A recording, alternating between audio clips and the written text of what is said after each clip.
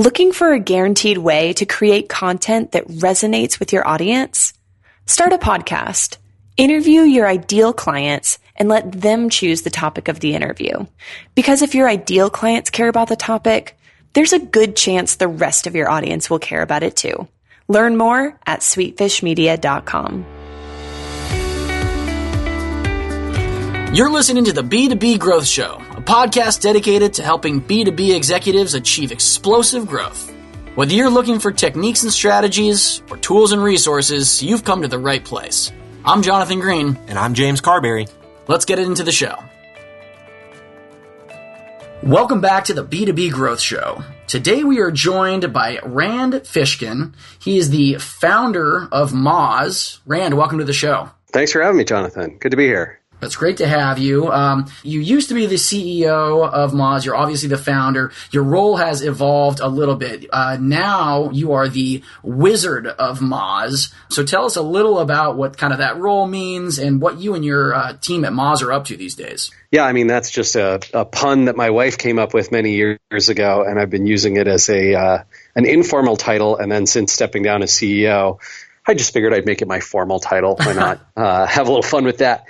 But so these days, what I do is work a lot with our marketing and some of our product and engineering teams. So, I still work a lot on our content side, filming our weekly Whiteboard Friday video series, do a lot of speaking and events, working with folks on, branding and content strategy and some SEO stuff on occasion too. And then on the product and engineering side, I work with a couple teams on our link index, which is what powers Open Site Explorer, and working on a new version of that, as well as some tools like Keyword Explorer, which is around keyword research. And so it's been a good evolution. I think it's a good match for things that I like to do. Mm-hmm. There's some parts of me that sort of is frustrated by being less in charge of things, but there's other parts of me that are very glad not to have the accountability of that leadership position. So, yes. It's the grass is always greener, right? Yeah. Well, and it definitely allows you the opportunity to, at least in some cases, focus a little bit more on the things that you like, that you're passionate about, which is actually kind of how we were able to connect today and decide on today's topic, which I think our audience is going to get a lot of value out of, because today we are going to be talking about why your content marketing fails. Everyone out there is obviously, if content marketing is not necessarily a subject that needs a lot of explanation, but I think this is a very interesting take on it. So yeah, why your content marketing fails. Let's talk about, why does it or does not succeed, and kind of take it from there. Yeah, sure. To get started on this, I think that a lot of folks get very frustrated very quickly with content marketing efforts that don't do well, right? So whatever it is, your CMO or your VP of marketing or, the CEO of your company might decide, hey, content marketing is really hot. We should be investing in content. That's a great way to drive traffic to our website and to earn customers. So, make some investments, show me some returns. And content marketing does not operate like advertising at all, right? You don't just pour dollars and a few hours into it and then get traffic out. You have to experiment and learn and fail and iterate. And content marketing, requires that you have a deep understanding of your audience in order to have success, and a deep understanding of your audience's influencers, because content doesn't just spread on its own, right? It's not the case that anyone ever said, well, I publish a blog post and then thousands of people just visit it. That's how it works. That's not how that works. Okay. Sadly, that is not how it works. Yeah. At least not when you're starting out. One of the cheat codes I've always said, about Moz, in 2004, if I published a piece of content, that would do nothing, right? Just nothing at all. But 10 years later, in 2014, after years of building up an audience and sort of loyalty and people paying attention to what we did and subscribing to our posts and paying attention to us on social media and getting our posts by email and all this kind of stuff, my marketing for a blog post to get 10,000 visits was hit the publish button. Yeah. So it can be that way, but it takes, a decade or, at least years of work to build up that muscle before it's going to be the case that content marketing just succeeds in that way. Yeah, absolutely. And one of the points that you had made over email before we got you on the show was that, I mean, kind of like you're saying, that the content doesn't succeed because it's quote unquote really good. It succeeds or fails based on its ability to earn this amplification. So kind of, can you break that down for us a little bit? Yeah, absolutely. I think that, the vast majority of folks who invest in content marketing have distribution and readership and attraction of many people and hopefully some of the right people as their big goals, right? The problem is when you come to this belief that, by looking at the market, you might say, well, gosh, the content that seems to do really well in our field is the really amazing stuff that, that took a ton of work and effort. And so that's what we're going to do. We're going to put in an extraordinary amount of effort. We're going to have our visual and our creative team make this, beautiful design for these things. And we're going to spend a lot of money on the creative side. We're going to invest in data. We're going to invest in, graphics. We're going to invest in interaction design, all these kinds of things. And then when you have that frustrating failure, folks just hang their head and they wonder what's going on. And the answer is, in our experience, analyzing, millions of pieces of content across thousands of different fields, it is not the case that really good or, amazing content is what performs best. Certainly not consistently. There are absolutely outlier examples. And I think if you go to a lot of conferences and events and you watch speakers, they're going to talk about a lot of these outlier examples of amazing content. And if you read blog posts about what content marketing has worked, you'll see, oh, well, here was this social media campaign from this company. It did so amazingly well because it was so good. But in fact, the vast majority of content marketing that does well is, what you and I would probably call mediocre content, but it appeals to a particular audience. It speaks their language, and it earns amplification and influence because of the emotions and the incentives that it taps into. And what I mean by that is, if you think about content where when you read it, you immediately want to broadcast it, that might be because it reinforces a viewpoint that you already have, or it proves a point that you've been trying to make, to your audience, your team, your boss, or your family, right? Or your, spouse or your kids, whatever it is. Perhaps it does particularly well because it appeals to your sense of community and following. You're part of a group, right? And that group is interested in certain aspects of a piece of information. And therefore, when you find a piece of content that matches it, you go and you share that. Or it resonates emotionally. It made you laugh. It made you cry. It filled you with wonder or intrigue. And that doesn't have to be because it was amazing. It could just be because it tapped into that particular emotion at that particular time. And so I think we need to do away with this fallacy of only amazing content gets shared, and therefore we have to create only amazing content. I think it pays to instead think about the real reasons that people share the content that they do every day and tap into those forces. Yeah, that's a really interesting point. I mean, I hadn't thought about it exactly in those terms, but of course I find myself even sharing things that I don't necessarily think to myself, oh, this is the greatest thing I've ever written or read, or this is, this is a revolutionary idea, but, I thought that was really funny, or it spoke to a very personal pain point, and it wasn't this marvelous revelation. But like you said, it did tap into something. That's very interesting. Yeah, I mean, I think, this weekend I shared the Congressional Budget Office's score for the new, Trump Care health plan. It was boring as shit, right?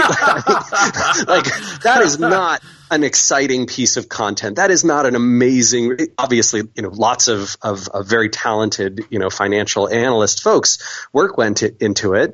But I shared it because, right, it speaks to a viewpoint. Yeah. Right. And it reinforces a belief, right, that in this case that I am worried about the future of healthcare in the United States. And I think the CBO score sort of shows that the new plan is definitely a step backward. And so I want to share that. Right. Mm-hmm. And that amplification has been earned through the connection of my viewpoint with the data. Yeah. And so, it's not the extraordinary, it's the very ordinary that just happens to fit the mold. Yeah. And so interesting that you've used the word amplification a couple of times, because your second point that you made to me offline was that the content's goal shouldn't necessarily be to go viral or generate tons of traffic, which is almost, which seems in opposition to this idea of amplification. Maybe you can explain then kind of the nuanced difference between those two. Sure. Yeah, it's not even that nuanced. So I think that when you're investing in content marketing, you have business goals that you want to accomplish, right? Oftentimes that's attract, sales leads, or get folks to try out a free tool, or subscribe to an email newsletter, take a free trial. Maybe it's you want them to make a donation, or participate in a project, or simply to get branded by get this connection between these emotions and these ideas in your particular product, right? That the process of marketing through branding, and those goals certainly can be achieved by going viral, right? Like, huge and, having hundreds of thousands or millions of people read your content. But many of them, in fact, the vast majority of them, can also be very well achieved by having the right few hundred people read it. And so I would urge folks to think about the much less lofty goal of how do I reach the few hundred people I really care about, rather than the nearly impossible goal of how do I go viral and become a case study for content marketers in the future.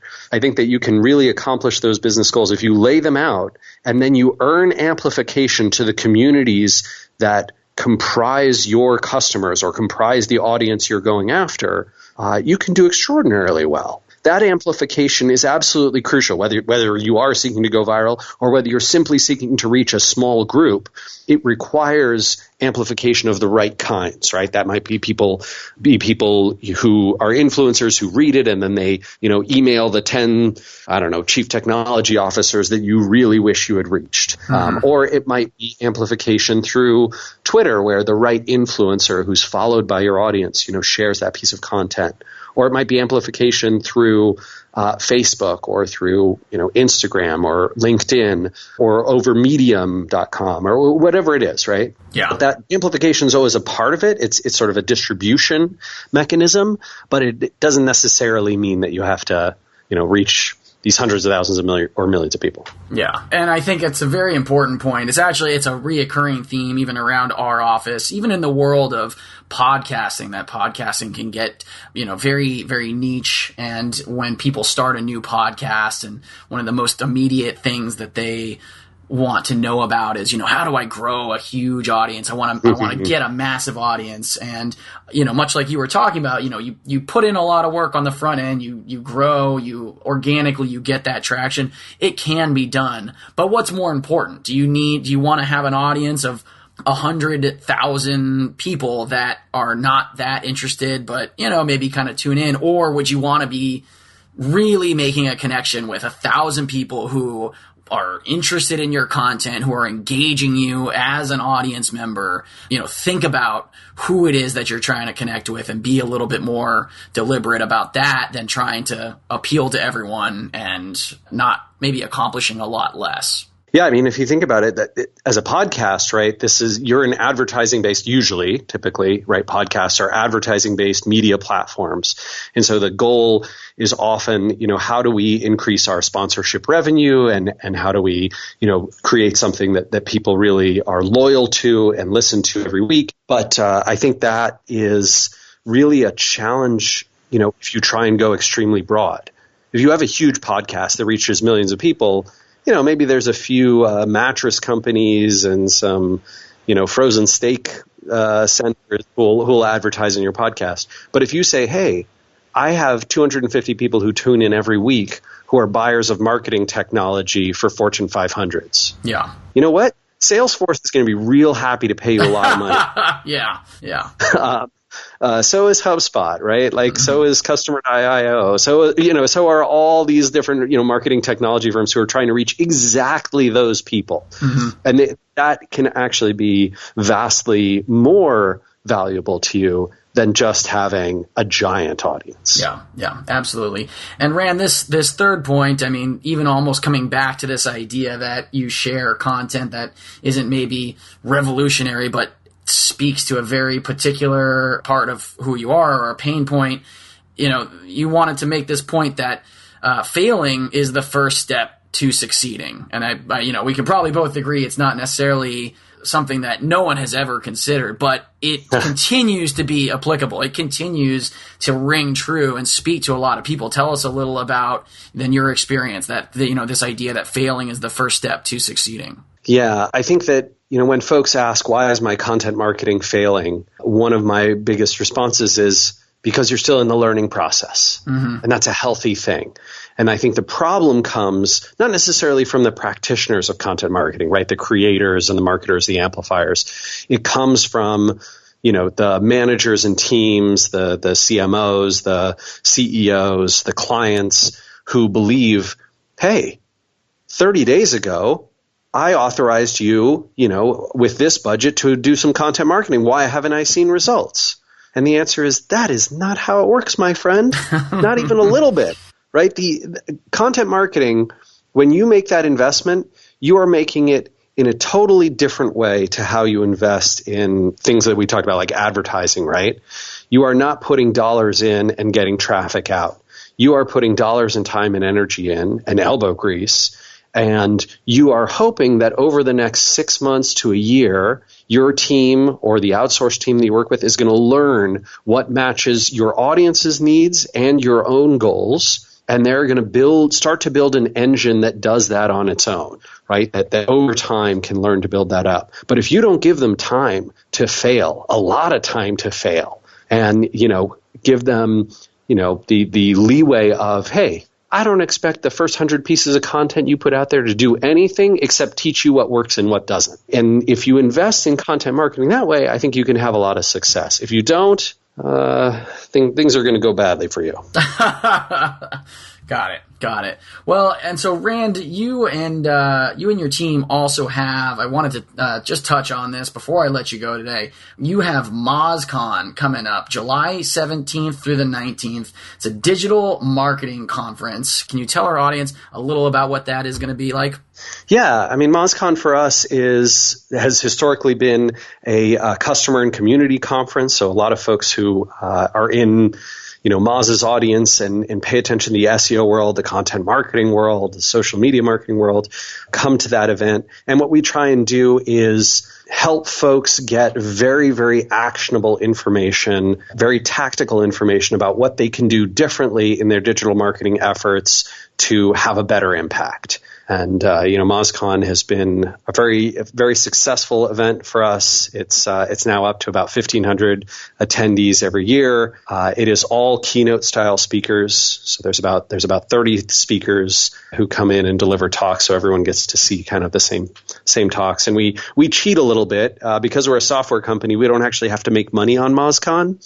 So we can spend all of the, about $1.2 million of budget for the event on making it really extraordinary, which means, the food is really good and the atmosphere is really nice and the parties are great and all that kind of stuff, which is real fun. Yeah. Great way to bring our community together. That's fantastic. Well, Rand, thanks again so much for taking some time out of your schedule to be with us here on the show. If anyone in our audience is interested in connecting with you and finding out more about Moz, finding out about MozCon, or even just having a conversation, about content marketing, what's the best way for them to go about doing that? Yeah, sure. So you can find our website at moz.com. You can follow me on Twitter. That is at Randfish, where I'm most active. And if MozCon's interesting for you, you can check that out. That's moz.com/MozCon. Perfect. Rand, thanks again so much for your time today. Really appreciated having you on the show. Yeah, my pleasure. Glad to be here. If you've been getting value from this podcast, you can help us reach more people by reviewing the show on iTunes. Here's how you can leave a review in less than a minute. Open your podcast app and tap the search icon in the bottom right corner. Type in B2B growth, then select our show. Once you're there, tap the reviews tab and tell us what you think of the show. These reviews help us out a ton. Thank you so much for listening. Until next time.